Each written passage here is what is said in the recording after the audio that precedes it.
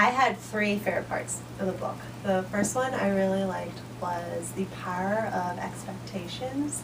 I'm coming from like an independent woman's perspective. You're in a relationship, you try to form to what the man wants you to be. You want to do, you know, oh, well, this will please him, or this is what he's looking for. Whereas being an independent woman, and you're in a relationship and you're saying, well, I want you to do this, and I kind of expect you to treat me this way. And the man's like, no, this is what I want you to do. Oh, okay, that makes sense. But I liked that, you know, it was written that it's okay to have expectations. It's actually more beneficial for a successful and healthy relationship to express verbally your expectations. And that goes from a woman's point of view as well as the man. Women can have expectations, men can as well, as long as they're truly what you want and not what the other individual wants. That's what I think will, you know, interpret a good relationship. The other two I really liked was family life, how you brought that in. Obviously our family norms, we grow up, we watch our parents, we watch our siblings, you know, have these relationships. We're in an environment, you know, and then when we get in our relationship, we bring that to our relationship.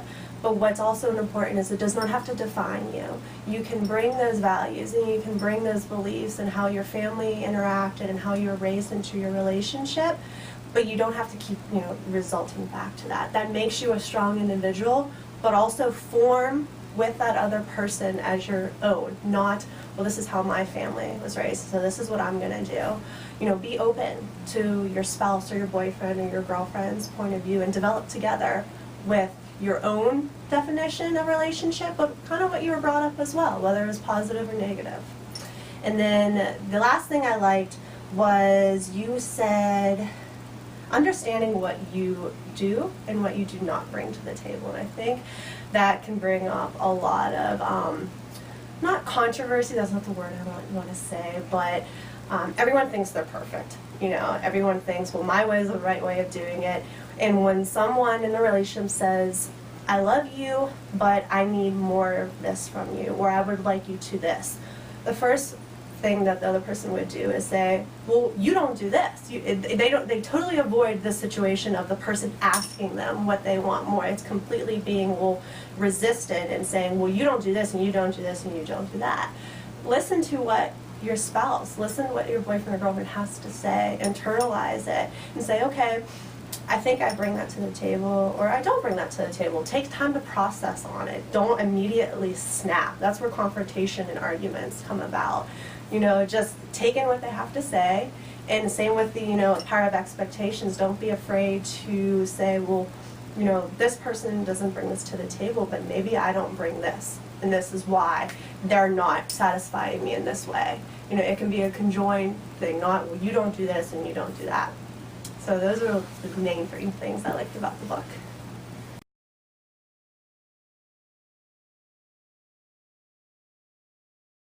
I really valued how transparent you as the writer expressed yourself in this book. You laid it out. You said, this is what I've been through, this is how I was raised, and this is how I got to where I be. There's no, you know, false, there's no, you know, fantasy, there's no, this is who I was growing up, and this is why I where I need to be. You were completely transparent in the book. I really like how it spoke to both genders. You'll find that women are mostly the ones that like to seek out the relationship books. You know, what am I doing wrong? Or why am I not doing this for a man? Or why is he reacting that way? And most of the time, women write these books. And it develops this empowering woman atmosphere. Like, yeah, she knows what I'm talking about. You know, you don't listen to me because this woman said this, this, and this. You know, what your book is it takes you through your journey and through your experience. It's not a relationship book that says, okay, if you do X, Y, and Z, you'll get this result. Or, you know, women normally act this way, so when they act this way, men, this is what you need to do. It's not a book of, you know, the head book of relationships. It's your journey, it's your path that you took. And it really speaks to people that are just seeking knowledge and wisdom and guidance in their own relationships, not a specific definition of women act this way, so this is how men should react. I think that is a problem in a lot of relationship books. these days. We want to hear examples. We want to hear true stories, not, well, women normally do this, so, men, in order to deal with them, you do this. Or guys, they're just going to be this way, so women, this is what you do. We don't want to hear that, honestly. I know guys don't want to hear it either. And I really liked that the book was very intelligent writing. It really spoke to all levels of people, but it expressed your journey and your knowledge and what you went through, as well as important factors in how to have, in your eyes, a successful relationship. Will it speak to everyone? Maybe not, but there's going to be things that seek out in this book that are be so outstanding to some people, and then, so detrimental to some other people, but it's going to make them process. It's going to make them reflect on themselves. So they'll read the book and be like, that was great, that was amazing, it really speaks to me. And some other people may read it and be like, wow, I kind of relate to him. This is how I am, and it's going to change their actions. It's going to make them reflect on themselves. And that's what I really liked about this.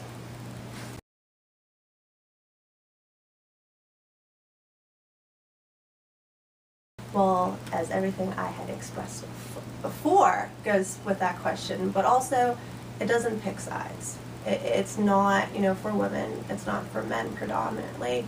It's not judgmental to either gender or any relationship. It is true to who you are, whether you're female or male, and I think everyone can take something beneficial from this book. You're a man writing it, and I think that would speak out to a lot of women, but also to so many men. And it's not saying that men need relationship advice by any means, but I think it's very good for men to, expand their knowledge on other, relationships out there, rather than women and men try to be like, okay, this is my relationship and this is how it's going to be and I'm going to form it. Why not expand your knowledge to how other people went through their relationships and how other people went through their journeys? You don't need to choose that path. Just like you say in the book, this is my own experience. I'm being completely transparent with you.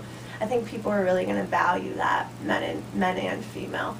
And it's not a book telling them what to do or how they should act. When I read this book, it really spoke to me, and I would take snapshots of the picture and send to my boyfriend, say, this is what we need to do, this is awesome, and he would totally respect it. And it was not saying, oh, this is what Sean did, and so we need to do this. It was, look at this idea. Have we ever thought about this? Have we ever thought about this point of view in our relationship? And that's what I really, think why people should read it. It's a great read.